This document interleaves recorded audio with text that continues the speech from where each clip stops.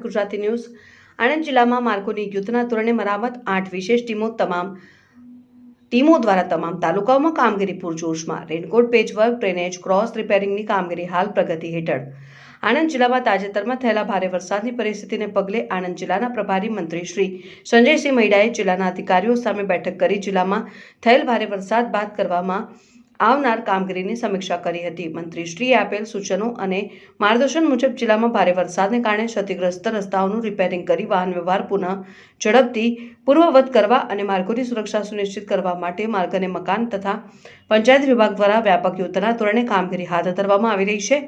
અન્ન અને નાગરિક પુરવઠા મંત્રી શ્રી રમણભાઈ સોલંકી અને નાણાં રાજ્યમંત્રી શ્રી કમલેશભાઈ પટેલ, આણંદ જિલ્લાના સાંસદશ્રી, ધારાસભ્યશ્રીઓ, જિલ્લા પંચાયતના પ્રમુખશ્રી અને જિલ્લા પંચાયતના સદસ્યશ્રીઓ દ્વારા પણ જિલ્લાના સ્ટેટના અને ગ્રામ્ય વિસ્તારના ખરાબ થયેલા રસ્તાઓ પુનઃ કાર્યરત થાય તે માટે ઝડપથી કામગીરી હાથ ધરવામાં જણાવ્યું હતું। આણંદ જિલ્લાના સ્ટેટ અને પંચાયત હસ્તકના વરસાદને કારણે ક્ષતિગ્રસ્ત થયેલા રસ્તાઓના દુરસ્તીકરણ માટે જિલ્લા કલેક્ટર શ્રી પ્રવીણ ચૌધરી અને જિલ્લા વિકાસ અધિકારી સુશ્રી દેવા હોતીના માર્ગદર્શન હેઠળ સ્ટેટ અને પંચાયત વિભાગની સંયુક્ત રીતે કુલ 8 ટીમો બનાવવામાં આવી છે।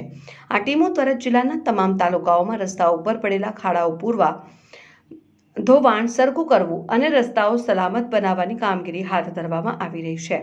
હાલ આ કામગીરી તારાપુર, ખંભાત, બોરસદ, પેટલાદ, સોજિત્રા, આંકલાવ, આણંદ અને ઉમરેઠ તાલુકાના ગામો ખાતે ઝડપથી ચાલી રહી છે।